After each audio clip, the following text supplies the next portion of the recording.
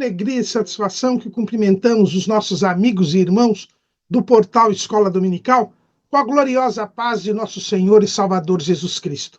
Estamos dando início a mais uma pré-aula, esta ferramenta que o portal Escola Dominical disponibiliza no início da semana, para que os irmãos possam melhor preparar a sua aula da Escola Bíblica Dominical. Leiam a revista das lições bíblicas, assistam a esta pré-aula, leiam o nosso texto de apoio que nós publicamos com os slides correspondentes no site do portal Escola Dominical, portalebd.org.br. A nossa proposta aqui não é repetir o texto da revista. Os irmãos já leram o texto da revista, leram o livro de apoio, assistiram à videoaula do comentarista e agora nossa proposta aqui é trazer subsídios complementares. Isto pode trazer alguma dificuldade no acompanhamento da exposição. Por isso, lendo o nosso texto de apoio e os slides correspondentes, essa dificuldade será facilmente superada. Além do nosso texto, o portal Escola Dominical disponibiliza no seu site 5 ou 6 outros textos da faixa etária dos adultos e também disponibiliza textos de apoio, videoaulas e slides de todas as faixas etárias do currículo da Escola Dominical, da Casa Publicadora das Assembleias de Deus e de outros currículos de Escola Bíblica Dominical. Durante a semana, disponibilizamos breves comentários em áudio das leituras diárias constantes da revista de adultos. E no sábado à noite, às 19 horas, o irmão é nosso convidado a participar presencialmente ou online do estudo preparatório dos professores e amigos da Escola Bíblica Dominical da Igreja Evangélica Assembleia de Deus, Ministério do Belém, em São Paulo. Aí nós teremos a transmissão ao vivo, com livre participação no chat, e também a reunião é aberta a todos os que amam o estudo da Palavra de Deus.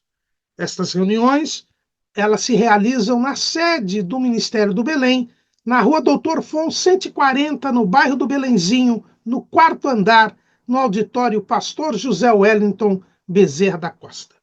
Mas tudo isso é apenas a preparação da Escola Bíblica Dominical. Ela somente se realiza quando o povo do Senhor vai à casa do Senhor, no dia do Senhor, para estudar a palavra do Senhor. Neste segundo trimestre de 2025, nós estamos estudando o tema E o Verbo se fez carne. Jesus sob o olhar do apóstolo do amor. Estamos tendo um trimestre bíblico, estamos estudando o Evangelho segundo João. O nosso comentarista é o pastor Elienay Cabral, que é o consultor doutrinário e teológico da Convenção Geral das Assembleias de Deus e da Casa Publicadora das Assembleias de Deus. E hoje estaremos iniciando o terceiro e último bloco do nosso trimestre. Nós estamos estudando o Evangelho segundo João e os irmãos já estão sabendo, já repetimos aqui várias vezes ao longo do trimestre, que os estudiosos costumam dividir o Evangelho segundo João em 4 partes. A primeira, que é o prólogo, a apresentação do Evangelho e da divindade de Jesus, que vai do capítulo 1, versículo 1 ao versículo 14. Depois temos a segunda parte do Evangelho segundo João, que é o ministério público de Jesus. João seleciona 7 sinais realizados por Jesus, 5 dos quais só são mencionados neste Evangelho, e a partir destes sinais, João mostra episódios e discursos de Jesus, comprovando sempre a divindade e a humanidade de Jesus. O objetivo deste Evangelho é que nós creiamos que Jesus Cristo é o Cristo, que Jesus é o Cristo, o Filho de Deus. Depois temos a segunda parte, ela vai do capítulo 1, versículo 14, até o final do capítulo 12, o capítulo 12, versículo 50. Depois nós temos a terceira parte do Evangelho, cujo estudo nós terminamos na semana passada. Este essa terceira parte fala do ministério de Jesus aos discípulos. São as últimas instruções que Jesus dá aos discípulos, uma espécie de ministério privado. Ali, João registra o lava-pés, registra o sermão das últimas instruções e a oração sacerdotal de Jesus. Vai dos capítulos 13 a 17. E hoje nós entramos na quarta e última parte do Evangelho segundo João, quando João narra a paixão, morte, ressurreição e as aparições de Jesus ressurreto. Então, aqui agora nós vamos entrar na paixão, morte e ressurreição e nas aparições de Jesus ressurreto. É a última parte do nosso estudo desse evangelho e nós hoje estaremos estudando a lição de número 12, do julgamento à ressurreição. As aparições de Jesus ressuscitado nós vamos deixar para a próxima aula. Então hoje é a lição de número 12, do julgamento à ressurreição. Os irmãos já sabem que os evangelhos se complementam.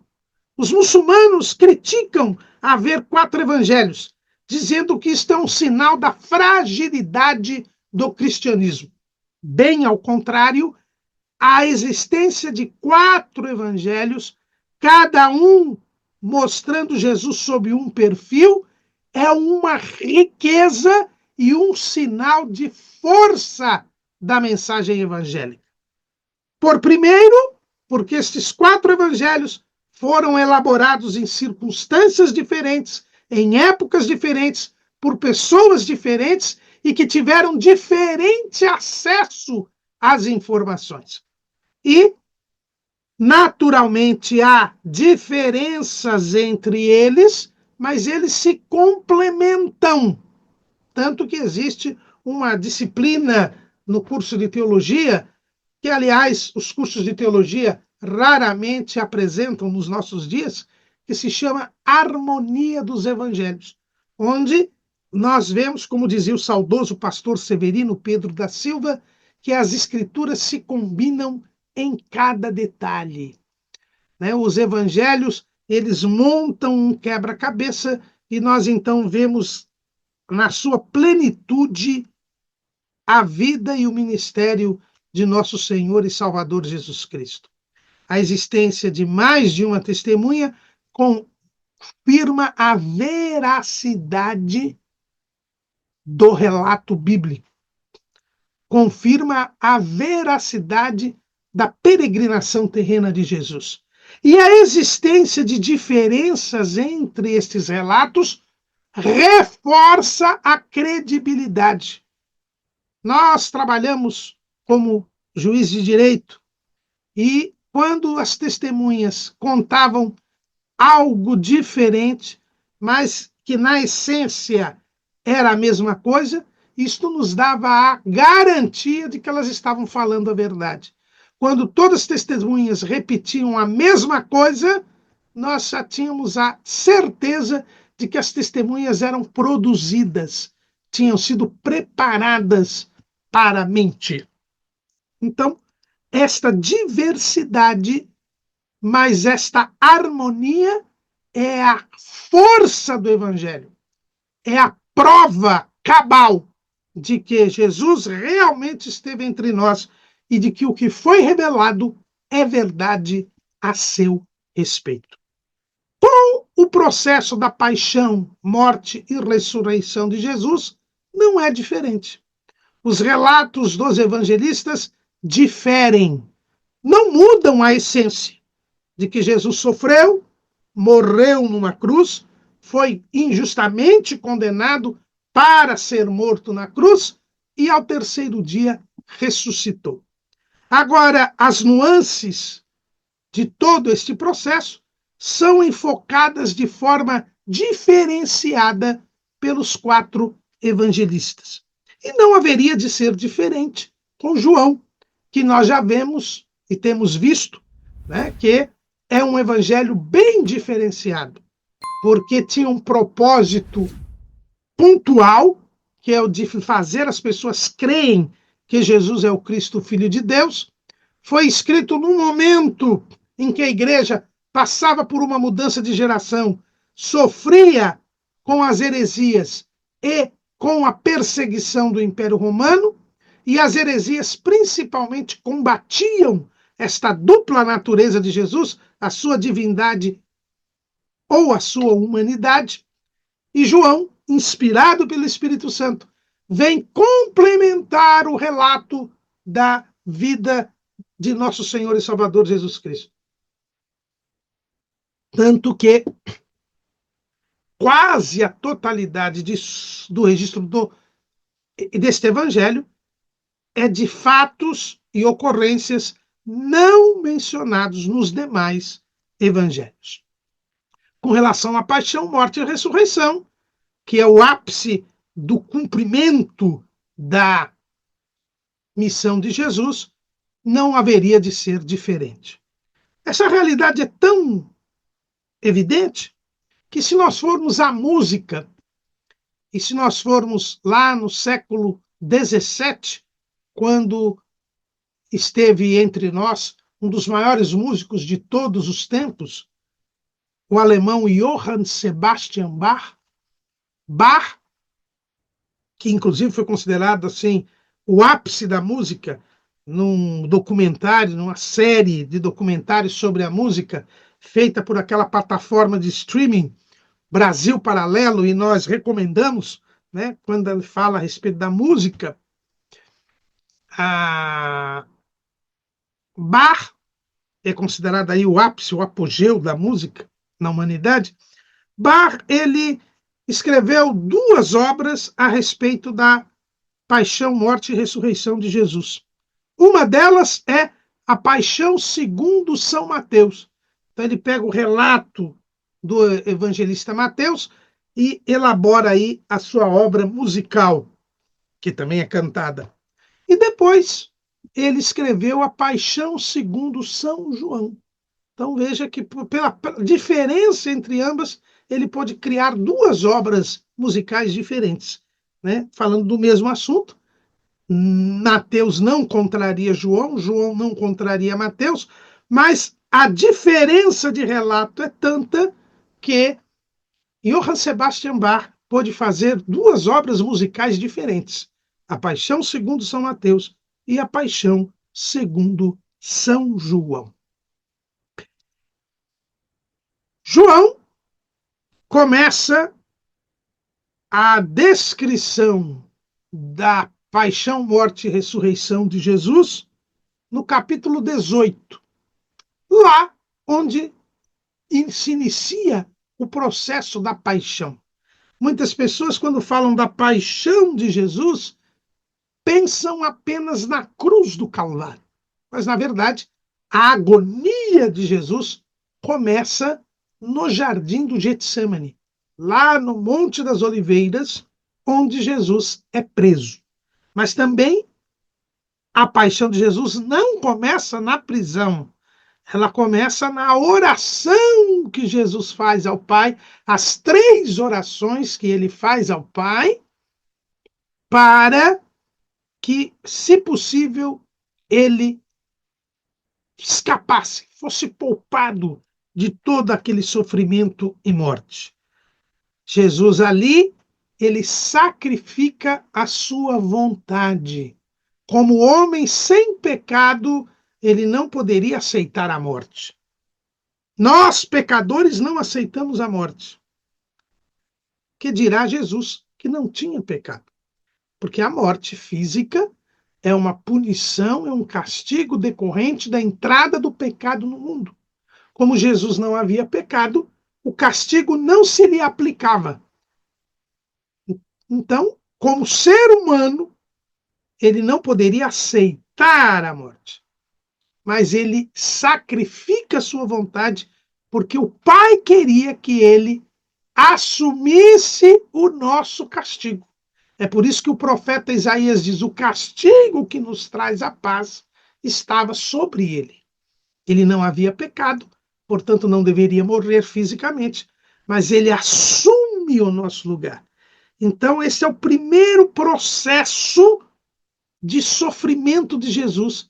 É a agonia que ele passa no jardim do Getsemane, onde o seu estresse foi tanto que ele chegou ao máximo do estresse. E qual é o máximo do estresse do ser humano? Quando ele está no limite do seu estresse, o corpo humano responde com a dilatação dos capilares, né, que são os sinais dos vasos sanguíneos. E os capilares se dilatando, em vez de suarmos o suor, suamos sangue. Este é o máximo do estresse. Então, Jesus já passou pelo máximo estresse de um ser humano, porque Lucas registra que o seu suor se converteu em gotas de sangue. Então, começa daí o processo da paixão de Jesus. A paixão de Jesus. O relato de João, irmãos, ele é diferenciado, como nós já dissemos, mas essa diferença, e nós vamos notar ao longo do registro, ela decorre de alguns fatores importantes. O primeiro fator é que João ele é uma testemunha privilegiada de todo este processo. Por quê? Em primeiro lugar, porque ele era do chamado círculo íntimo de Jesus. 3 discípulos eram mais próximos de Jesus: Pedro, Tiago e João. Então, João, ele sempre foi mais próximo de Jesus. Então, eles, na ceia, na celebração da Páscoa e na instituição da ceia, não é nem João quem o diz, mas outros evangelistas também confirmam, ele também dá a entender isso. João era o discípulo que estava mais próximo de Jesus na mesa, a ponto de ter recostado a sua cabeça no peito de Jesus. Então, ele era o discípulo mais próximo de Jesus. João era conhecido do sumo sacerdote Anás. Nós vamos falar disso daqui a pouco. Então, ele foi o único que presenciou aquela audiência preliminar do julgamento de Jesus, presidida por este sumo sacerdote Anás. Por isso que só ele registra este fato, pois só ele o presenciou. Ele estava ali com Pedro, por ser conhecido do sumo sacerdote, ele conseguiu que Pedro entrasse com ele no pátio, onde ficava ali o sinédrio, a casa do sumo sacerdote, dos dois, nós vamos ver que tem Anás e Caifás, e Pedro ficou com os criados, só João entrou lá na audiência. Então, João, ele acompanhou de perto os fatos. Ele não compareceu ao sinédrio, mas depois também João foi o único discípulo que ficou ao pé da cruz. Todos os demais fugiram. Então João é uma testemunha privilegiada, porque ele esteve presente ou muito próximo de todos os atos do julgamento de Jesus. E foi o único que esteve na cruz, ao pé da cruz ali com Jesus. Portanto, o seu relato, ele traz detalhes que os demais evangelistas não puderam apresentar. E ele, portanto, é uma testemunha privilegiada de todos estes fatos. O segundo ponto, o segundo fator que mostra, que dá riqueza ao registro feito por João de todos estes processos da paixão, morte e ressurreição de Jesus, é que João, ao escrever o seu evangelho, ele sempre deixa claro que existia a hora de Jesus. É uma expressão que só é utilizada pelo evangelista João. É a hora. Ele constrói todo o seu relato mostrando que Jesus veio para um determinado objetivo, que era morrer por nós. Era a hora. a hora em que entregaria a sua vida para nós. Logo no início do Evangelho, João capítulo 2, versículo 4, disse-lhe Jesus: mulher, que tenho eu contigo? Ainda não é chegada a minha hora. Quer dizer, antes dele fazer o primeiro milagre, que foi a transformação da água em vinho em Caná da Galileia, Jesus se dirige a Maria e diz: não é chegada a minha hora. Ou seja, no limiar do seu ministério, Jesus já tinha como propósito a hora, ou seja, o momento em que haveria de morrer por nós. Isto nós vemos também no capítulo 7, versículo 30. Procuravam, pois, prendê-lo, mas ninguém lançou mão dele, porque ainda não era chegada a sua hora. Então, João diz que quando tentaram prender Jesus lá na festa dos tabernáculos, já no ano da oposição, ele não foi preso. Por quê? Porque ainda não tinha chegado a sua hora. Ele tinha que morrer na Páscoa. Ele ainda estava na festa dos tabernáculos. Ele ia morrer na Páscoa seguinte. Ainda havia alguns meses para o seu ministério. No capítulo 8, versículo 20, estas palavras disse Jesus no lugar do tesouro, ensinando no templo. E ninguém o prendeu, porque ainda não era chegada a sua hora. Então, aqui também, na festa dos tabernáculos, essa mesma festa dos tabernáculos, João mostra que ninguém havia prendido Jesus, porque tinha hora para tudo. Jesus tinha vindo para ser preso e morto, mas ainda não tinha chegado a sua hora. Lá em João, capítulo 12, versículo 23, e Jesus lhes respondeu dizendo: é chegada a hora em que o Filho do Homem há de ser glorificado. Na verdade, aí o versículo 27, agora minha alma está perturbada, e que direi eu? Pai, salva-me desta hora, mas para isso vim a esta hora. Aqui já estamos no capítulo 12, Jesus já se encontra em Jerusalém, já se aproxima a Páscoa, e ele sabia que dali ele não sairia vivo. Ele seria preso ali em Jerusalém e haveria de morrer por nós. Então ele fala, é chegada a hora.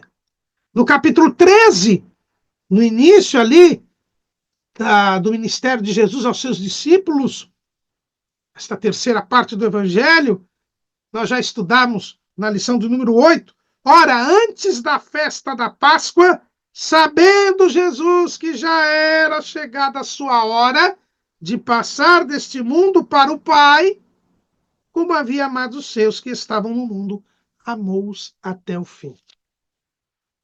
Lá no sermão das últimas instruções, João 16 e 32, eis que chega a hora, e já se aproxima, em que vós sereis dispersos, cada um para a sua casa, e me deixareis só. Mas não estou só, porque o Pai está comigo. E por fim, na oração sacerdotal, nós estudamos na lição passada, Jesus falou estas coisas e, levantando os olhos ao céu, disse: Pai, é chegada a hora. Glorifica teu filho, para que também o teu filho te glorifique a ti. João 17, 1. Então, a hora havia chegado. Então, todo o evangelho de João, ele é redigido por inspiração do Espírito Santo para mostrar que havia uma hora. E esta hora era o momento de Jesus passar deste mundo para o Pai. Era o momento em que ele iria sofrer, morrer por nós e depois ressuscitar. Então, estes são os dois fatores que diferenciam o Evangelho de João dos demais. Ele é uma testemunha privilegiada e ele construiu todo o seu Evangelho para esta hora. O relato de João começa no Getsemane, como nós dissemos, mas João ele não retrata a agonia de Jesus no jardim do Getsemane. Ele, em vez de enfatizar a humanidade de Jesus, como fizeram Mateus, Marcos e Lucas no jardim do Getsemane, ele vai enfatizar a divindade de Jesus. Porque o prisma de João já estava adiantado no discurso que Jesus fez lá a respeito do bom pastor. Lá naquele discurso do bom pastor, após a cura do cego de nascença, Jesus disse, e João registrou: por isso o Pai me ama, porque dou a minha vida para tornar a tomá-la. Ninguém me tira de mim, mas eu de mim mesmo a dou. Tenho poder para dar e poder para tornar a tomá-la. Esse mandamento recebi de meu Pai. Então aqui João vai enfatizar a entrega de Jesus da sua vida. Não é ele que é preso contra a vontade, não é a vontade dos principais dos sacerdotes que prevalece, não. Todo o processo é mostrado por João como sendo a vontade do Pai, que é cumprida e realizada pelo Filho. É ele quem entrega a sua vida pela humanidade. Houve os julgamentos, houve as circunstâncias, mas tudo só aconteceu porque Jesus quis morrer por nós. Quis assumir o nosso lugar. E o relato de João começa com a demonstração desta vontade de Jesus. Jesus fez a oração sacerdotal e João diz assim: tendo Jesus dito isso, saiu com seus discípulos para além do ribeiro de Cedron, onde havia um horto, no qual ele entrou com seus discípulos. E Jesus e Judas, que o traía, também conhecia aquele lugar, porque Jesus muitas vezes se ajuntava ali com os seus discípulos. Tendo, pois, Judas recebido a coorte e oficiais dos principais sacerdotes e fariseus, veio para ali com lanternas e achortes e armas. Sabendo, pois, Jesus todas as coisas que sobre ele haviam de vir, adiantou-se e disse-lhes: a quem buscais? Veja, Jesus sabia que seria preso, tinha mandado Judas fazer o que tinha que fazer. Antes de começar o sermão das últimas instruções, ele liberou Judas para fazer o que ele tinha que fazer. E João já tinha dito que Judas, que o diabo já tinha posto no coração de Judas que traísse a Jesus. Então Jesus já tinha liberado Judas, já sabia que seria entregue. Já tinha até avisado por intermédio de João que o traidor era Judas.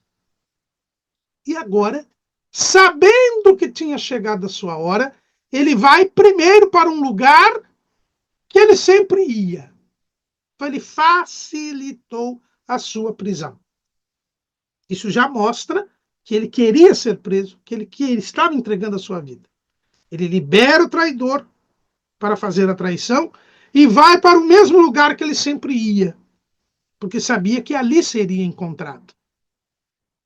E quando chega Judas com toda aquela coorte, ele se adianta. João faz questão de mostrar isso. Ele não vai se esconder, ele não causa problemas para ser preso, não, ele vai adiante, ele vai ao encontro daqueles que haveriam de prendê-lo e pergunta: a quem buscais? E eles responderam: a Jesus, o Nazareno. Aqui já vamos ver por que é colocado na cruz Jesus Nazareno.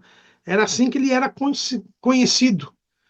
Desde o começo do Evangelho, nós vemos que o povo o chamava Jesus de Nazaré, filho de José.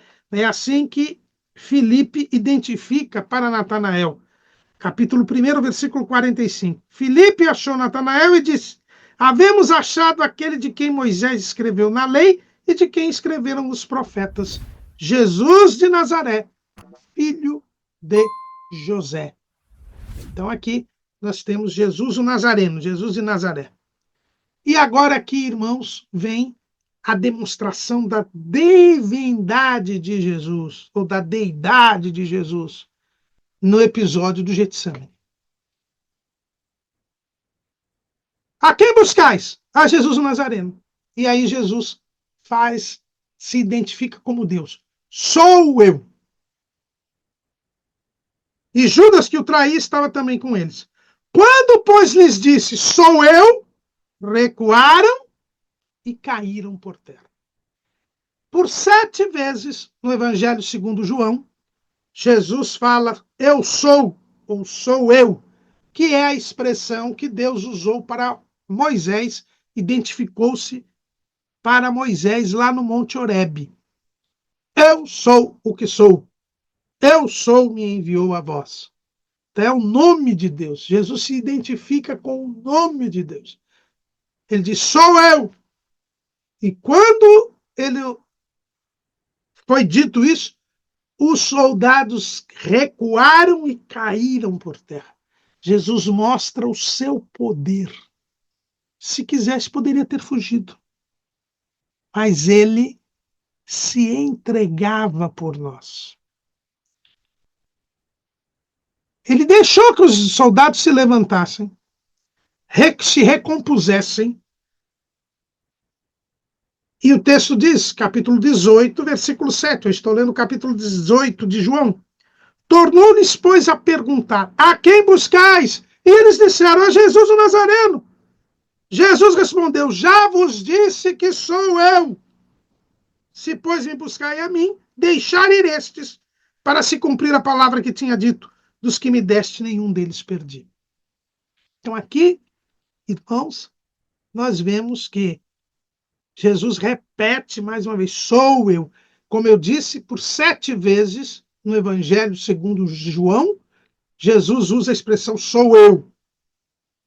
Dessas 7, 3 é só aqui. 2 vezes Jesus falando e 1 vez João mencionando que ele falou. Então, das 7 vezes, 3 vezes o eu sou está aqui no Getsemane, para mostrar que era Jesus que estava entregando a sua vida. Que o homem fazia a vontade de Deus e que Deus queria que isto acontecesse. Os soldados caíram por terra, porque o poder de Deus é superior ao poder das armas dos homens.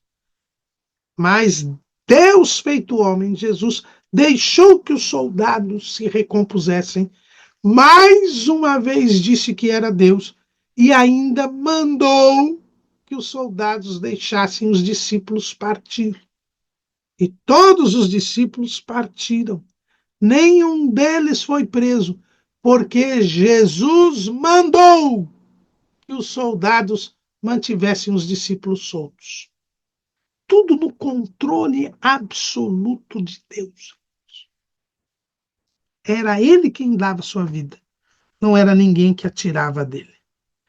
E isto aconteceu por quê? Porque Jesus havia acabado de orar. Acabado, né? Algumas horas antes já tinha orado pelos discípulos e disse que havia guardado todos os discípulos em seu nome, com exceção de Judas. E ele agora cumpre o seu poder, cumpre o seu mistério, cumpre a sua tarefa, mantendo livres os discípulos. Isto é uma garantia para nós. Jesus nos guarda, como diz o salmista no Salmo 121.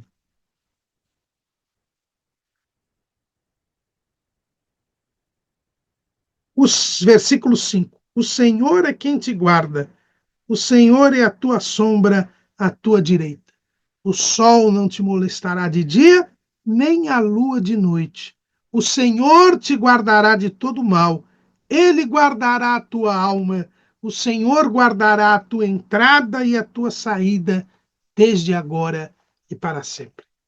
Como diz aquele conhecido hino, o Senhor é quem te guarda, guardará de todo mal. Tua entrada e saída, não só agora, mas até o final. Este é o nosso Deus. Jesus guardou os seus discípulos, se deixou prender. Simão, sempre Simão Pedro, aproveitou aquele rebuliço, tirou a espada e cortou a orelha do servo do sumo sacerdote, o Malco, que parecia ser quem estava guiando ali, dirigindo aquele grupo. Pelo menos ele estava ali representando o sumo sacerdote. E Jesus olha para ele e diz: mete a tua espada na bainha. Não beberei eu o cálice que o Pai me deu? E aqui João então faz aquela alusão, que não está aqui no texto, mas nós sabemos das 3 orações que Jesus fez sacrificando a sua vontade. E então ele havia bebido o cálice que o Pai lhe havia dado. Simão cortou a orelha do sumo sacerdote. Na verdade, ele queria cortar a cabeça. É que o Malco fez assim. E ao fazer assim, a espada foi pela orelha. João não menciona, mas outro evangelista diz que Jesus pegou a orelha e curou, e colocou a orelha no lugar. Mais um sinal que Jesus fez, mais um milagre que Jesus fez, para não comprometer Pedro. E mesmo Pedro tendo usado a espada, ele saiu livre dali, porque Jesus estava no controle de todas as coisas. Vejam, irmãos, que maravilha, né? João então mostra que, e aí, então a corte, o tribuno e os servos dos judeus prenderam a Jesus e o manietaram. Então Jesus se deixou prender. Naquele momento, Pedro, ao ver que Jesus se entrega, ele tem a decepção final, porque ele estava na carne, ele estava na autossuficiência, na força própria. E isto era contra a vontade de Deus. Então, assim começa já o relato de João, né? Mostrando a divindade de Jesus e como ele se entrega voluntariamente para ser morto. Havia chegado a hora e para isso ele tinha vindo ao mundo. É de se notar aqui também que Pedro e o servo do sumo sacerdote são agora identificados. Nos outros evangelhos, diz que houve um discípulo que cortou a orelha de alguém, mas não é identificado nem o discípulo nem alguém. Por quê? Porque ainda estava ali, existia o sinédrio, as autoridades judaicas, não é? Isso comprometeria as personagens. Agora não. Pedro já tinha morrido, Malco já tinha morrido, então João poderia claramente revelar a identidade tanto da vítima que foi curada quanto do agressor. Aí Jesus, diz o texto, é conduzido primeiramente a Anás, por ser sogro de Caifás, que era o sumo sacerdote daquele ano. Quando nós vamos a Lucas, e Lucas menciona o início do ministério de João Batista, ele diz assim, Lucas capítulo 3, versículo 1. E no ano 15 do império de Tibério César, sendo Pôncio Pilatos governador da Judéia, e Herodes tetrarca da Galileia, e seu irmão Filipe tetrarca da Itureia e da província de Traconites, e Lisânias tetrarca de Abilene, sendo Anás e Caifás sumos sacerdotes, veio no deserto a palavra de Deus a João, filho de Zacarias. Então, quando João Batista começa a pregar, cerca de 3 anos antes dos episódios envolvendo a paixão, morte e ressurreição de Jesus, Anás era o sumo sacerdote. Mas Anás foi destituído da função de sumo sacerdote por Pilatos e em seu lugar foi colocado o seu genro, Caifás. Mas Anás ainda era considerado sumo sacerdote pelos judeus. Por quê? Porque o sumo sacerdote era um cargo vitalício, só se deixava de ser sumo sacerdote se houvesse o falecimento. E ainda quem havia substituído o sumo sacerdócio tinha sido Pilatos, que era o presidente da Judeia, um romano. Então, os judeus consideravam Anás ainda o sumo sacerdote. E Anás, segundo a história, era um homem muito influente. Flávio Joséfo, o grande historiador dos judeus, diz que 5 filhos de Anás foram sumos sacerdotes.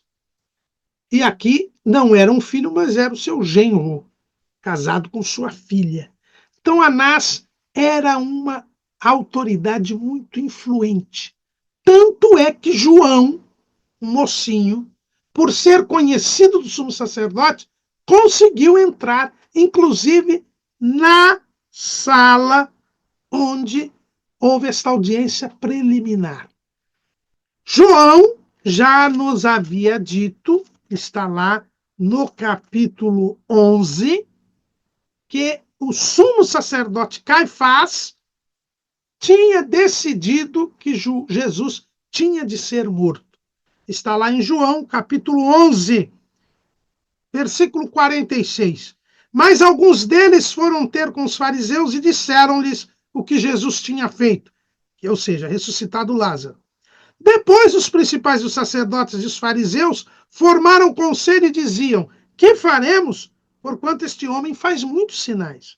Se o deixamos assim, todos crerão nele, e virão os romanos e tirar-nos-ão o nosso lugar e a nação. E Caifás, um deles, que era sumo sacerdote naquele ano, lhes disse: vós nada sabeis, nem considerais que nos convém que um homem morra pelo povo e que não pereça toda a nação. Ora, ele não disse isso de si mesmo, mas profetizou, mas sendo sumo sacerdote naquele ano, profetizou que Jesus devia morrer pela nação, e não somente pela nação, mas também para reunir em um corpo os filhos de Deus que andavam dispersos. Desde aquele dia, pois, consultavam-se para o matarem. Eu li aqui João 11, 46 a 53. Já havia uma decisão política de matar Jesus, tomada por Caifás. E Anás, que era aí a eminência parda, era, na verdade, quem mandava no jogo, sabia disso. E como já tinha sido feita esta trama, Jesus foi levado primeiro a Anás como que para preparar o ambiente para que houvesse o julgamento no Sinédrio. No Sinédrio, que era o Tribunal Supremo dos judeus, presidido pelo sumo sacerdote, ele deveria ser condenado. Mas então já se preparava aquilo ali na casa do Anás. E ninguém fala disso, a não ser João. Por quê? Porque João foi o único que assistiu a essa audiência preliminar. Então levaram Jesus até Anás para armar o circo. Essa que é a verdade. Para ir já tudo redondinho para que o Sinédrio fosse condenar, que já tinha sido decidido que o Sinédrio iria condenar. Era uma suprema injustiça. E nós lembramos aí de um certo país onde tudo está sendo feito assim. Se arma o circo, se faz as coisas nas sombras para condenar as pessoas que querem condenar e para absolver as pessoas que querem absolver. Isto é a injustiça.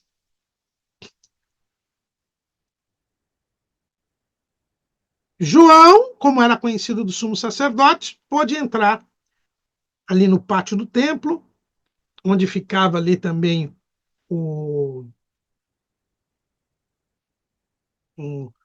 Sinédrio, né? Tinha o prédio do Sinédrio ali também, e então ele entra e leva Pedro junto com ele.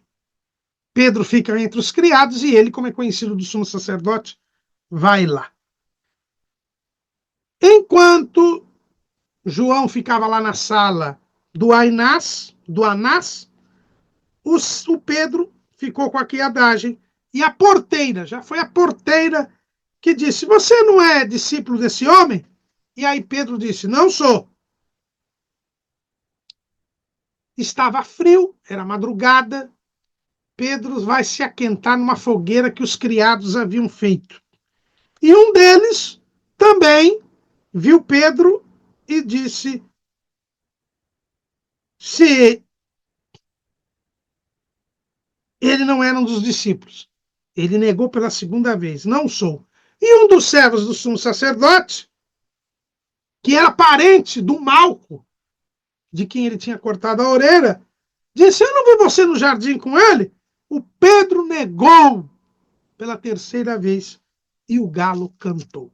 Então, aqui, João, que estava próximo, pôde ver esta tríplice negativa de Pedro. Mas entre a primeira negação de Pedro e a segunda e terceira negação de Pedro, houve a audiência com Ainás. E Ainás então perguntou a Jesus acerca dos discípulos e da doutrina. E Jesus não respondeu nada para Ainás. Ele disse: Olha, eu falei abertamente ao mundo, eu sempre ensinei na sinagoga e no templo, onde todos os judeus se ajuntam, e nada disse em um culto. Por que perguntas a mim? Pergunta aos que ouviram que lhes ensinei. Eles sabem tudo o que eu lhes tenho dito. E aí um dos criados deu uma bofetada em Jesus.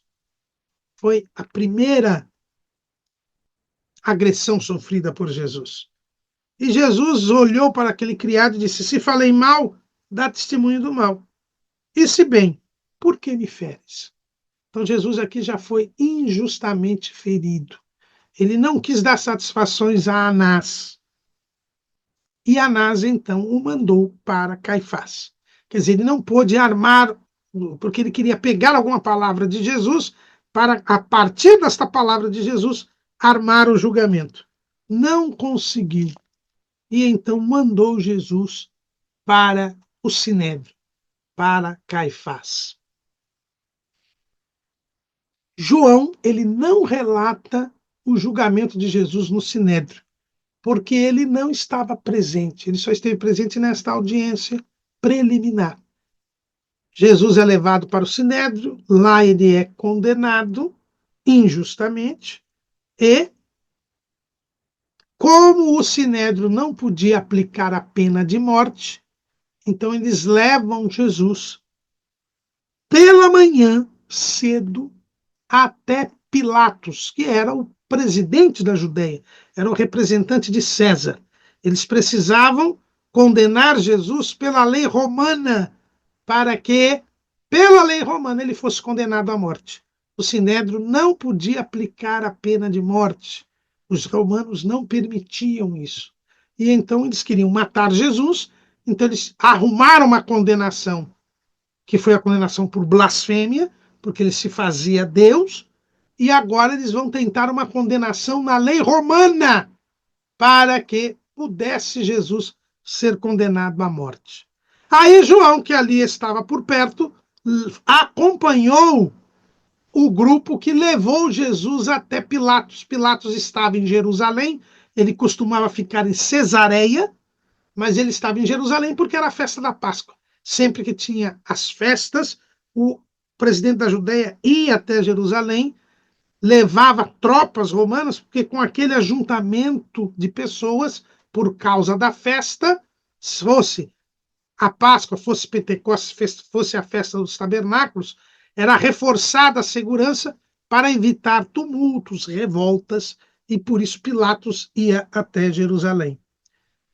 Um detalhe que João quer escrever é que manhã cedo, logo cedo, Jesus é levado até Pilatos. Ou seja, o Sinédrio condenou Jesus durante a noite, o que era proibido.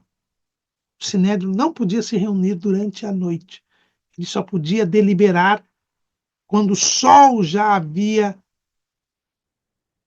nascido. Então, o julgamento de Jesus no Sinédrio foi nulo. Era a suprema injustiça. mas era a vontade do Pai. Por quê? Porque Jesus tinha de morrer por nós para pagar o nosso preço, o preço dos nossos pecados. E aqui nós vemos a hipocrisia daqueles homens. Eles queriam matar uma pessoa inocente, sabiam que ele era inocente, e agora não entraram no recinto onde estava Pilatos, porque Pilatos era gentil, e se eles entrassem, eles não podiam comer a Páscoa à noite. Mas, irmão Carburu, Jesus já tinha comemorado a Páscoa um dia anterior.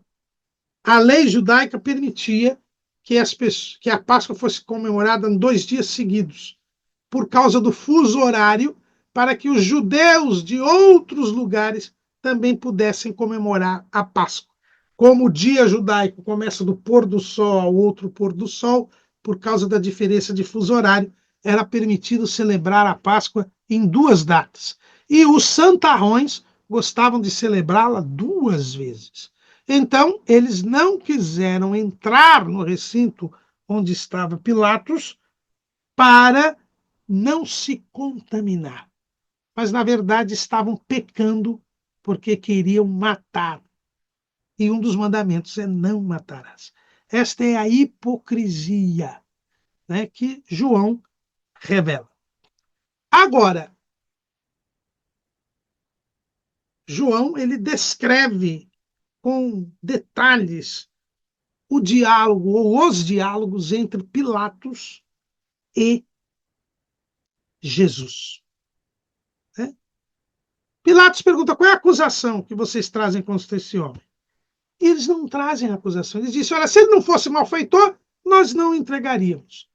Então, na verdade, os judeus queriam dizer para Pilatos: ó, Pilatos, nós o condenamos, e se nós o condenamos, você deve também condenar e matá-lo, já que os romanos podem aplicar a pena de morte. E a pena de morte tinha que ser a crucifixão. A pena de morte na lei de Moisés era apedrejamento. Mas Jesus tinha que ser crucificado. O próprio Jesus tinha dito para Nicodemos, tinha dito para os judeus que ele seria levantado, ou seja, é a crucifixão. Né? E quem era pendurado na cruz era maldito. E Jesus tinha que se fazer maldição por nós. Então, por isso que a pena tinha de ser de crucifixão. E por isso ele tinha que ser condenado pelos romanos, pela lei romana, para que ele fosse morto. E ele tinha que, sendo morto, morto por morte de cruz. Então, irmãos, é tudo no controle. João vai mostrando que, embora fosse a vontade dos judeus matar Jesus, na verdade a vontade era de Deus. E Jesus se submetia a esta vontade. Eles criaram toda uma série de artifícios para que Jesus morresse na cruz. Mas, na verdade, Jesus morreu na cruz porque Deus queria que assim fosse. E tudo que eles fizeram era tudo falho. O Sinédrio condena a morte sem poder e durante a noite sem poder. Primeiro se tenta armar um circo na casa de Anás, o que não se podia.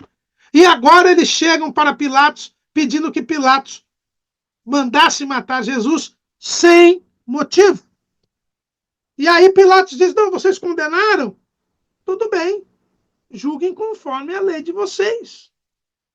E aí eles abrem o jogo. A nós não nos é lícito matar pessoa alguma.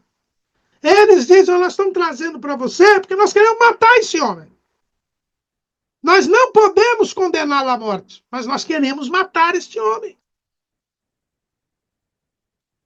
Aí Pilatos entrou na audiência, chamou Jesus e fez uma pergunta para Jesus: tu és o rei dos judeus? E aqui, por esta pergunta, nós entendemos qual foi a armadilha montada pelos judeus. Eles não podiam que os romanos condenassem Jesus porque Jesus se tinha feito Deus. Então, eles agora trazem uma acusação. Ele se disse rei. Ele diz que é rei. E isso é uma rebelião contra César, porque os judeus estavam debaixo do domínio romano, e, portanto, quem reinava sobre Israel era César. No caso, o segundo imperador romano, que era Tibério César. Esta acusação foi por causa da entrada de Jesus em Jerusalém. Quando Jesus entrou montado num jumentinho, no domingo anterior, nós estamos aqui na sexta-feira, Jesus, ele entrou e o que diz João? No capítulo 12, versículo 12. No dia seguinte, ouvindo uma grande multidão que viera à festa que Jesus vinha a Jerusalém, tomaram ramos de palmeiras e saíram ao encontro e clamavam: Hosana, bendito o Rei de Israel, que vem em nome do Senhor. O povo aclamou Jesus como o Rei de Israel. E eles usaram isso para tentar a condenação segundo a lei romana, porque aí seria um crime político, não um crime religioso. O Sinédrio ele julgava causas religiosas e os romanos julgavam as causas políticas. Então, quando Pilatos pergunta a Jesus: Tu és o rei dos judeus? E é por isso que na cruz está escrito Jesus Nazareno, rei dos judeus. Então, Pilatos vai indagar Jesus, porque aí nós estávamos diante de um suposto crime político. E Jesus disse: Tu dizes isso de ti mesmo? Ou disseram outros de mim? Pilatos respondeu: Porventura sou eu judeu? A tua nação e os principais dos sacerdotes entregaram-te a mim. Que fizeste? Então aqui Jesus já desmonta a acusação. Os romanos é que estavam dizendo que Jesus era o rei dos judeus? Pois eles eram competentes para isso. Não. Foram os principais dos sacerdotes que não tinham esta competência que apresentaram e disseram que Jesus era o rei dos judeus, que se fazia rei dos judeus. Então já não tinha base a acusação. Se Roma não achava que Jesus ameaçava César, não deveria ser condenado. E Pilatos então pergunta para Jesus se ele era o rei dos judeus. E Jesus diz: O meu reino não é deste mundo. Se o meu reino fosse deste mundo, lutariam os meus servos para que eu não fosse entregue aos judeus. Mas agora o meu reino não é daqui. Disse-lhe, pois, Pilatos: Logo tu és rei? Jesus respondeu: Tu dizes que eu sou rei. Eu para isso nasci e para isso vim ao mundo, a fim de dar testemunho da verdade. Todo aquele que é da verdade ouve a minha voz. Jesus não nega que era rei. Só que neste momento, Jesus tinha vindo para estabelecer o reino de Deus. A justiça, paz e alegria no Espírito Santo, como ele havia ensinado os seus discípulos no sermão das últimas instruções. Ele havia trazido a comunhão com Deus. Ele haveria sim de reinar sobre Israel politicamente, mas isto é no segundo momento. É isso que os judeus até hoje não entenderam. Eles estão esperando o Messias que venha num cavalo branco para reinar sobre Israel e sobre todas as nações da terra. Virá um líder político que eles acharão que é o Messias, que é o anticristo. Mas Jesus veio para estabelecer o reino de Deus. Foi esta a sua pregação. Marcos, capítulo 1, versículo 15. E dizendo: o tempo está cumprido e o reino de Deus está próximo. Arrependei-vos e crede no Evangelho. Jesus veio primeiro estabelecer o reino de Deus. E depois é que virá o reino político, o reino sobre a natureza, o reino terreno. É isto que pouca gente entende. Os judeus não entendem. Mas também há muitos que cristãos se dizem ser que não entendem, que andam pregando aí um evangelho social, que andam pregando uma libertação política, que andam pregando uma missão integral que começa pela terra. Por isso tem aqueles que sempre procuraram dizer que para que o evangelho se estabeleça, em primeiro lugar nós precisamos ter um poder temporal. Aí vem a ideia do papado, toda a ideia da igreja romana, da cristandade, tudo isto porque não entenderam que primeiro Jesus veio estabelecer o reino de Deus. E para frente, por causa do compromisso de Deus com Israel, nós haveremos de ter um reinado político. Mas Jesus diz que ele veio estabelecer o reino de Deus. E o reino de Deus é o testemunho da verdade. Quando nós pregamos a verdade, que é o evangelho, que é a palavra de Deus, quando nós cumprimos a palavra de Deus, quando nós somos luz do mundo e sal da terra, nós fazemos o reino de Deus crescer. Mas porque nós somos da verdade. Nós não temos que pegar em armas, nós não temos que ganhar eleições, nós não temos que dominar o poder político, não. A proposta de Jesus é o estabelecimento do reino de Deus, é a libertação do pecado. E, naturalmente, crescendo o número de pessoas que ouvem a voz de Jesus, que passam a praticar a verdade, a sociedade melhora, porque as boas obras passam a prevalecer.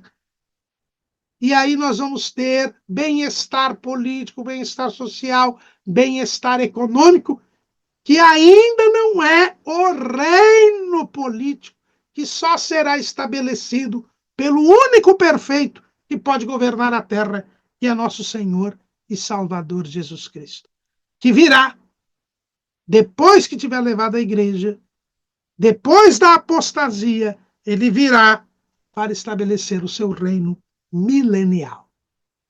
Jesus, então, diz: eu sou o rei, mas o meu reino, por ora, não é deste mundo.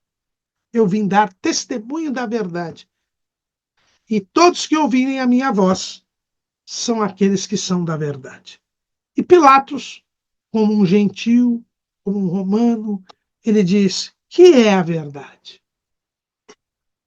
E dá as costas a Jesus. Que é a verdade? Ele dá as costas a Jesus.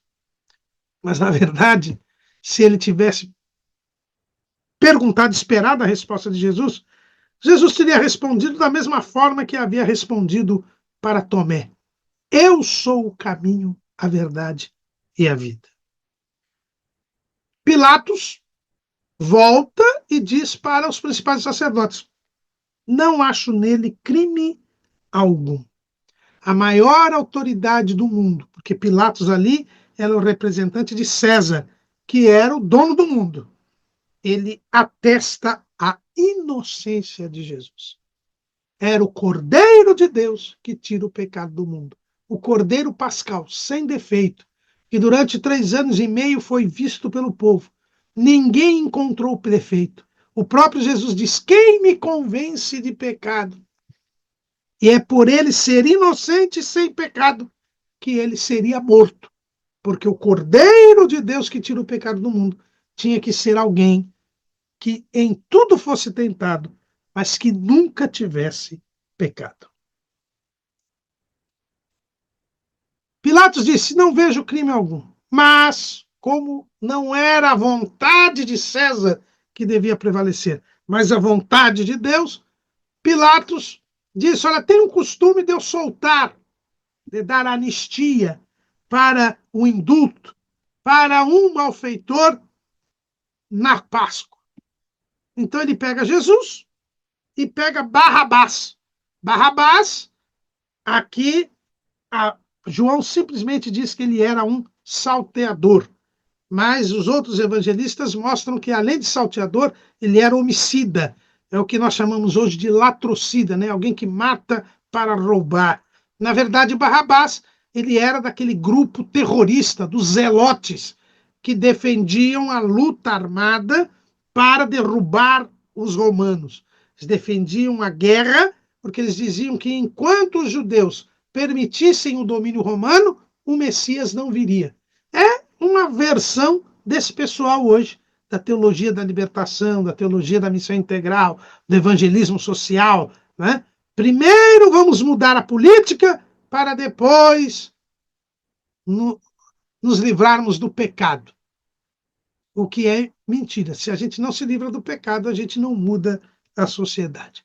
E então Pilatos, habilmente, ele pensou: o povo, os principais dos sacerdotes, eles não vão pedir para soltar Barrabás, porque isso seria ofender o governo romano. Porque Barrabás era um inimigo do governo romano. Então eles vão acabar soltando Jesus e eu fico livre. Mas não era a habilidade política que importava. Era, sim, a vontade de Deus. Pilatos faz a oferta e o povo grita: Barrabás! Nós queremos Barrabás. Tem um coral, um hino daquela cantata Maior Amor, que a nossa igreja, o coral aqui do Belém, vez ou outra, apresenta, que é muito tocante, muito lindo. É justamente a multidão gritando: Barrabás, Barrabás, queremos todos Barrabás. E aí Pilatos diz: não vejo culpa nele, não vejo culpa nele. E a multidão vai crescendo, e quer a crucifixão de Jesus. E Jesus, então, é mandado para a cruz. Pilatos, quando o povo pediu Barrabás, mandou açoitar Jesus, e os soldados teceram uma coroa de espinhos e lhe a puseram sobre a cabeça, e vestiram uma veste de púrpura e zombavam de Jesus, dizendo: Salve, Rei dos Judeus! E davam-lhe bofetadas. A condenação dele era que ele se dizia Rei dos Judeus. E aqui ele toma uma coroa de espinhos. Né? A coroa de espinhos aqui, que é retratada aqui por João, mostra muito isso. Os espinhos vieram por causa do pecado. Por causa do pecado, a terra passou a produzir espinhos e cardos. Colocando a coroa de espinhos em Jesus, ele é reconhecido como rei com uma coroa de espinhos. Por quê? Porque ele estava assumindo o pecado do povo. Ele estava desfazendo as obras do diabo. Ele estava desfazendo as consequências do pecado. Estava restabelecendo a amizade entre Deus e os homens. E os espinhos simbolizavam a consequência dos nossos pecados, a maldição vinda dos nossos pecados. E ele foi vestido de púrpura, era uma veste de púrpura que era a veste própria dos reis. Pilatos saiu outra vez e diz: olha, eu estou trazendo ele aqui para vocês para mostrar que eu não vejo nele culpa alguma. E Jesus é mostrado com a veste de púrpura, com a coroa de espinhos, e Pilatos diz a frase: eis aqui o homem. E essa frase de Pilatos é muito emblemática. Pilatos nem imaginava o que estava dizendo, mas ali Jesus estava assumindo o lugar dos homens, sendo o rei dos judeus, filho de Abraão, filho de Davi. Ele assumia a condição do ser humano. Era aquele escolhido, o Cristo, para morrer por nós, para nos dar a salvação. Estava sangrando, porque tinha sido açoitado. A coroa de espinhos havia sido posta na sua cabeça. Ele estava sangrando. Ele estava derramando o seu sangue por nós. Sendo o rei, sendo Deus, sendo profeta, sendo sacerdote segundo a ordem de Melquisedeque, ele assumia o lugar do homem. O meu lugar, o seu lugar. E a maior autoridade do mundo admitia, ali estava o homem. E todos gritavam, crucifica-o, crucifica-o. E Pilatos então disse, tomai-o e crucificai-o, mas nenhum crime acho nele. Então veja, ele tinha assumido o lugar do homem, mas não era o homem pecador. Ele tinha assumido o lugar do pecador. Como cordeiro pascal sem defeito, era sacrificado para dar liberdade ao homem. O homem estava preso no pecado. Jesus ali estava preso. O homem estava amaldiçoado pelo pecado. A coroa de espinhos fala desta maldição. O homem não se conduzia, era conduzido, porque satisfazia os desejos do diabo, que tinha o império da morte.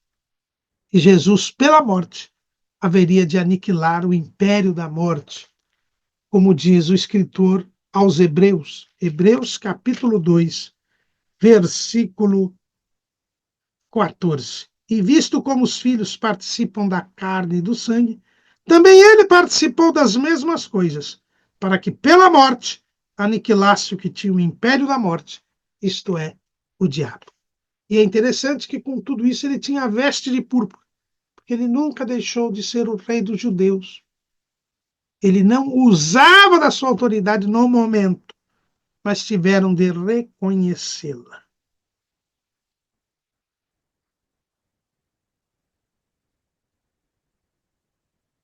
O povo, querendo que Pilatos já mandasse Jesus para a cruz o mais rápido possível, quase estragou a história, dizemos assim. Porque eles disseram, olha, nós temos uma lei, e segundo a nossa lei, deve morrer, porque se fez filho de Deus. E nessa expressão, Pilatos ficou com medo. Esse homem é Deus? Ele é filho de Deus? E ele entrou novamente na audiência e pergunta para Jesus, de onde és tu? Se Jesus tivesse respondido o que sempre tinha falado, eu vim de Deus e vou para Deus, teria sido solto provavelmente. Pilatos estava com medo.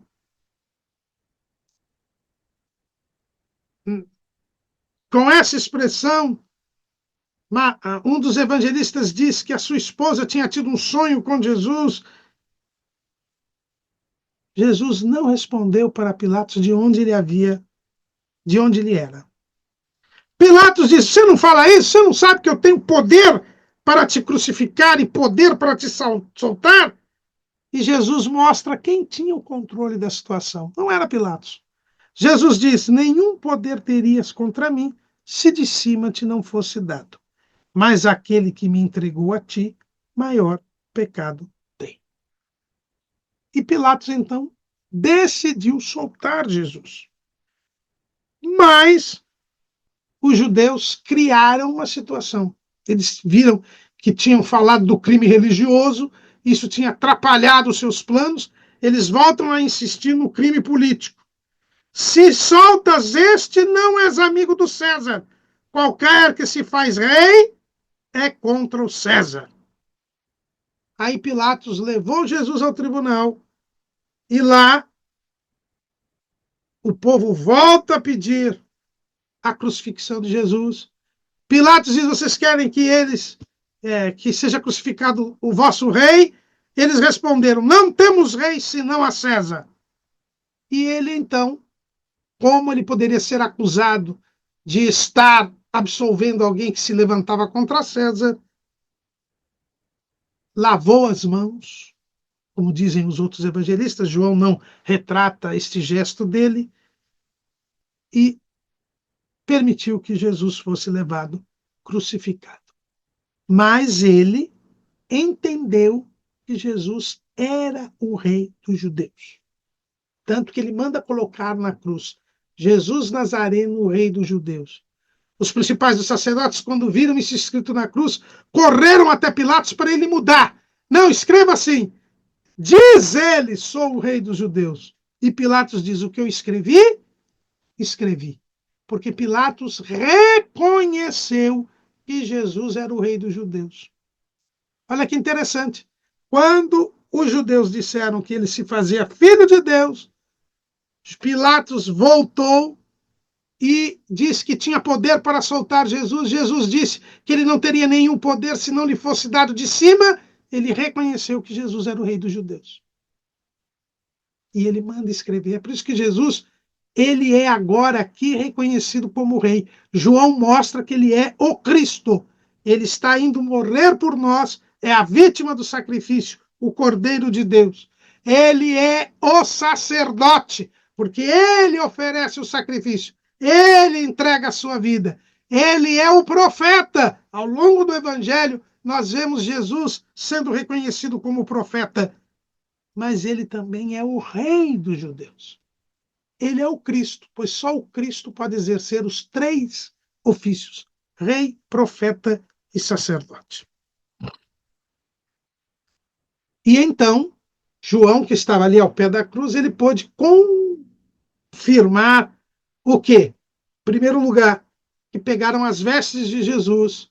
Ele já não estava mais com a veste de púrpura que eles já lhe haviam tirado, e pegam as vestes de Jesus, cortam entre os soldados e lançam sortes, mas a túnica de Jesus, ela é sorteada por inteiro, não é cortada, cumprindo-se assim uma profecia que dizia isto, né? E João viu isto, então ele relata, ele estava ali ao pé da cruz, mas também ele menciona 3 palavras da cruz. Jesus na cruz, ele falou 7 palavras, e essas 7 palavras, elas são recolhidas de todos os evangelhos. Estas 3 palavras que João registra, só ele registra. As outras 4 palavras são registradas em Mateus e Marcos, outras só em Lucas, outras só em Mateus, mas as 7. Então, aqui, nas 7 palavras da cruz, nós vemos a harmonia dos evangelhos. E João, ele relata 3 palavras da cruz. Ele estava ao pé da cruz e ele relata 3 que não tinham sido relatadas ainda pelos evangelistas. A primeira que ele relata é a palavra dirigida ao próprio João. Então, logicamente que João é quem teria de registrá-la. Quando Jesus entrega Maria, sua mãe, aos cuidados de João.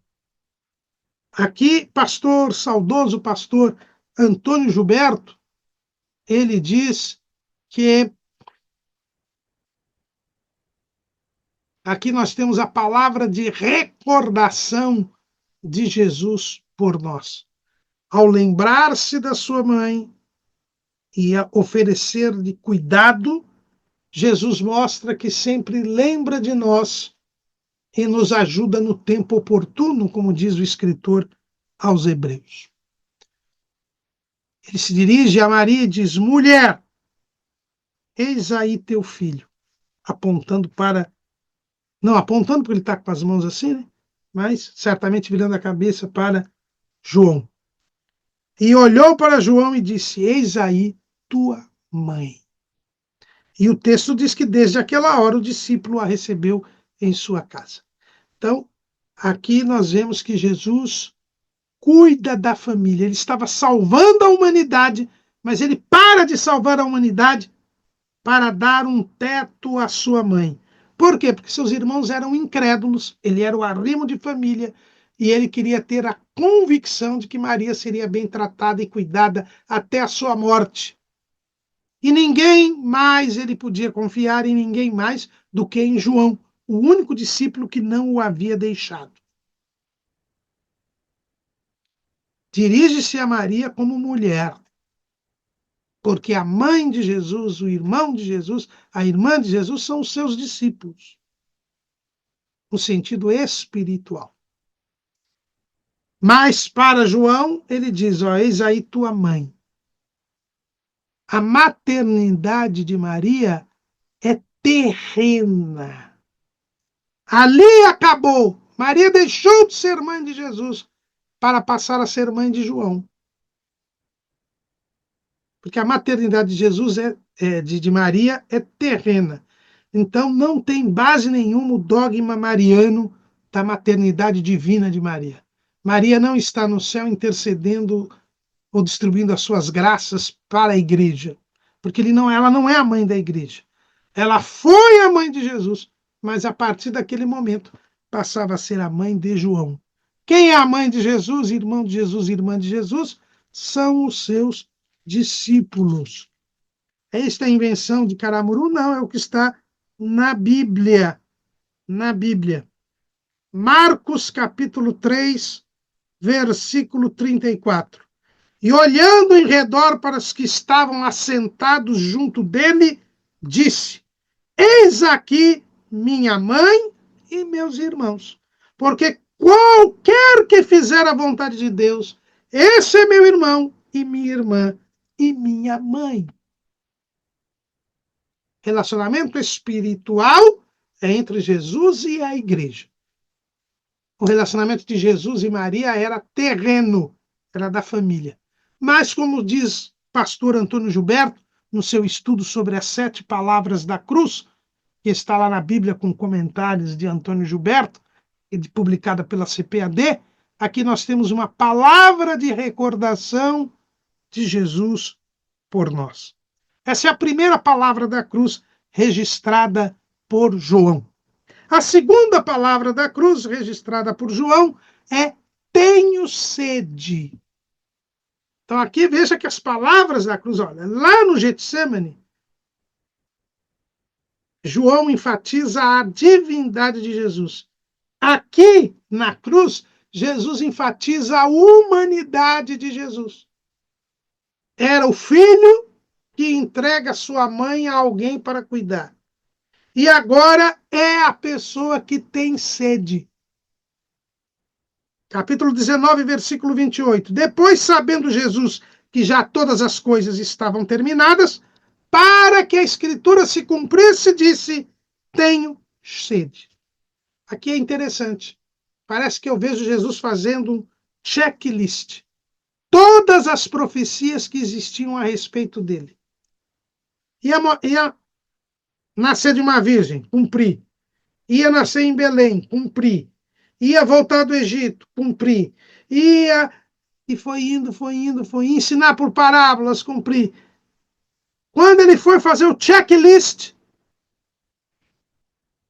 opa, essa escritura ainda não se cumpriu. O quê? Havia o Salmo que dizia que, Salmo 69, versículo 21. Salmo 69, versículo 21. Deram-lhe fel por mantimento, e na minha sede me deram a beber vinagre. Isso não tinha se cumprido ainda. Jesus estava tendo sede, sim, que o processo da crucifixão, a hemorragia, vai fazendo com que o corpo necessite de água. E ele então tinha sede.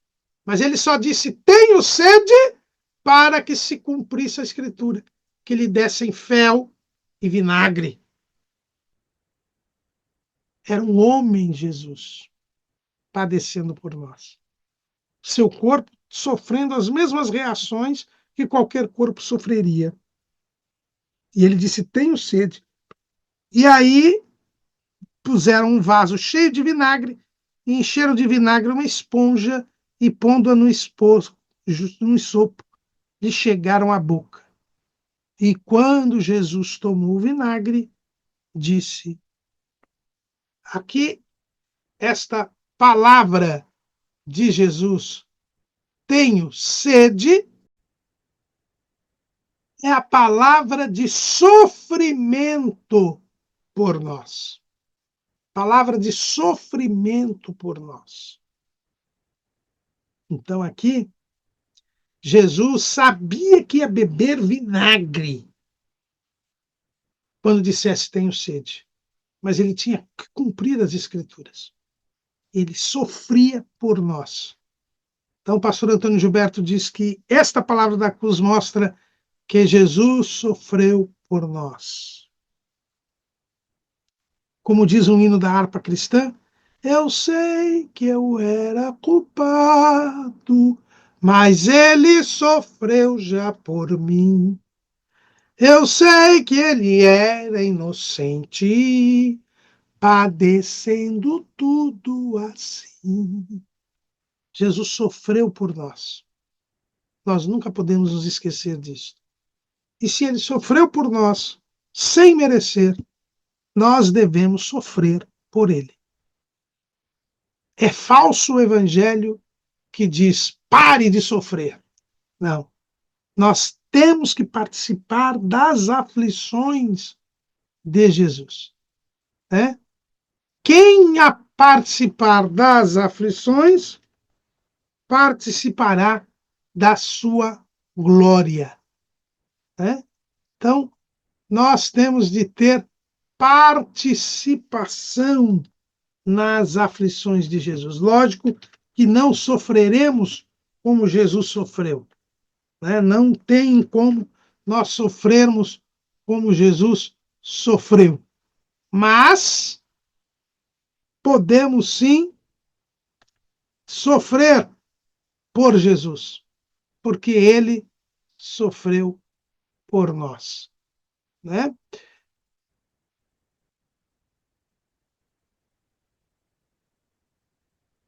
Temos que participar das aflições de Cristo. Aí vem a terceira palavra da cruz. Quando Jesus tomou o vinagre, disse: está consumado. Esta palavra da cruz fala, diz o pastor Antônio Gilberto, da palavra da vitória por nós. Ele venceu. Como disse na oração sacerdotal, João 17,4, eu glorifiquei-te na terra, tendo consumado a obra que me deste a fazer.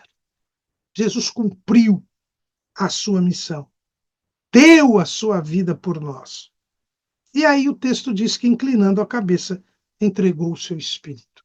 Então aqui, as palavras da cruz em João enfatizam a humanidade.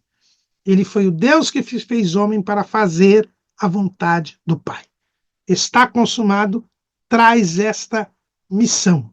Ele veio para fazer a vontade do Pai. A sua comida era fazer a vontade do Pai e realizar a obra que lhe havia sido dado a fazer.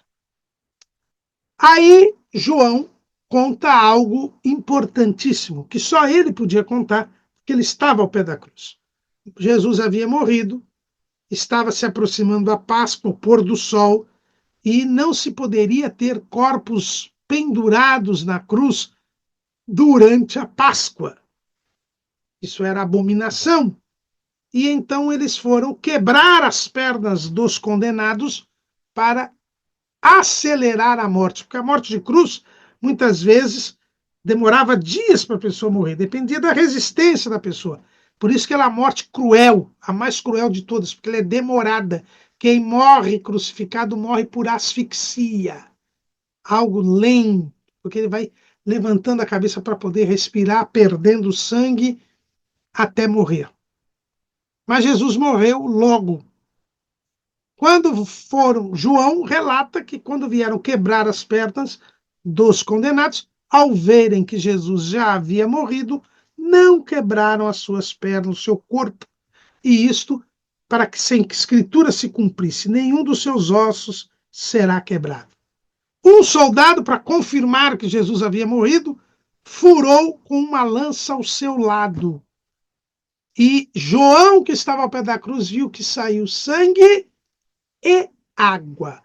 Ou seja, Jesus derramou todo o seu sangue por nós na cruz do Calvário. É por isso que João pôde escrever na primeira epístola: e o sangue de Jesus nos purifica de todo o pecado. Ele se entregou todo por nós. Ele derramou todo o seu sangue. E quando ressuscita, ressuscita sem sangue, porque carne e sangue não herdam o reino de Deus. João testifica isso, porque ele viu isso. Ele mesmo diz: eu vi, eu estava lá, eu vi. E isso que eu estou dizendo é verdade. E quando Jesus se apresenta, nós vamos ver na próxima aula, ele se apresenta com um lado furado. São as chagas de Jesus, né? As duas feridas nas mãos, as duas feridas nos pés e o lado furado. São as 5 chagas de Jesus. João estava ali e pôde perceber que José de Arimateia pediu o corpo de Jesus para Pilatos e apressadamente, juntamente com Nicodemos, eles foram sepultar o corpo de Jesus.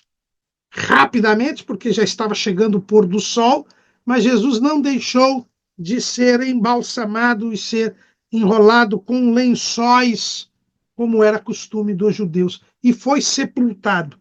E as mulheres viram onde ele foi sepultado. E no primeiro dia da semana, no domingo, isso foi na sexta-feira, ao pôr do sol, veio sábado, no domingo, Maria Madalena e as outras mulheres que estavam com João ao pé da cruz foram até o sepulcro e viram que o sepulcro estava aberto e sem o corpo. Correram e foram até Pedro e João. Só João relata isto, porque isso foi um acontecimento entre Pedro e João e as mulheres. Elas foram a eles e disseram que haviam furtado o corpo de Jesus, tirado o corpo de Jesus. Pedro e João vão até o sepulcro. João era mais novo, correu primeiro, mas chegou e não entrou no sepulcro. Viu que não tinha nada, mas ficou do lado de fora.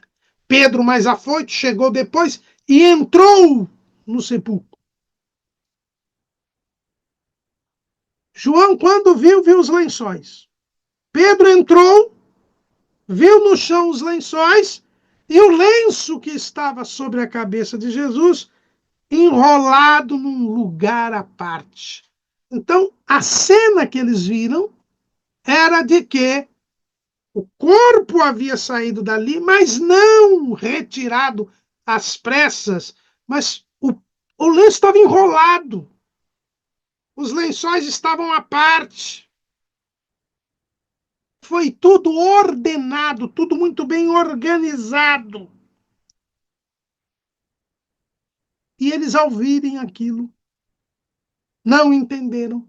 E o próprio João diz que eles não haviam se lembrado que Jesus havia dito que ia ressuscitar. Eles não sabiam pelas Escrituras que Jesus havia de ressuscitar. Por quê? Jesus não tinha dito? Tinha, mas eles não tinham o Espírito Santo para os fazer lembrar. Era algo muito novo para eles. E eles vão para casa e ficam quietinhos. Vão para o cenáculo onde estavam e ficam quietinhos, não divulgam para ninguém. Maria Madalena volta até o jardim. Ela olha novamente para o sepulcro. E aí 2 anjos aparecem a ela. E ela vê que um anjo à cabeceira e outro ao pé, justamente onde estava o corpo, para mostrar que o corpo havia saído. O lençol foi colocado à parte, os outros tudo dobrado, tudo organizadinho, o corpo havia saído.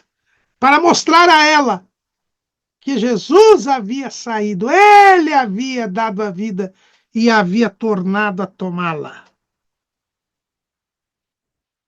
E estava Maria chorando quando olhou, os anjos perguntaram a ela: porque ela estava chorando. E ela disseram, porque levaram meu Senhor e não sei onde o puseram. E aí ela sente que há uma pessoa atrás dela. Ela pensa que é o jardineiro, vira-se e pergunta, onde o pôs para que eu o leve? Olha o amor que Maria Madalena tinha por Jesus. Queria levá-lo defunto para a sua casa. E Jesus diz, mulher, por que choras? Quem buscas? E ele diz, Senhor, eles querem levar o corpo do meu Senhor, eu não sei onde puseram. E Jesus olha para ela e diz, Maria. E como Maria era ovelha de Jesus, ela conhecia a voz de Jesus e responde para ele, Rabone, que quer dizer meu mestre. E Jesus diz, não me detenhas, porque ainda não subi para o meu Pai. Mas vai para os meus irmãos e diz-lhes que eu subo para o meu Pai e vosso Pai, meu Deus e vosso Deus. Jesus já mostra que com sua ressurreição, os discípulos haviam sido feitos filhos de Deus. O Pai de Jesus era o Pai deles. E eles eram irmãos de Jesus. A obra da salvação havia se completado. E Maria Madalena vai e anuncia aos discípulos que Jesus havia ressuscitado. A continuidade disso é o que veremos na próxima aula. Amém.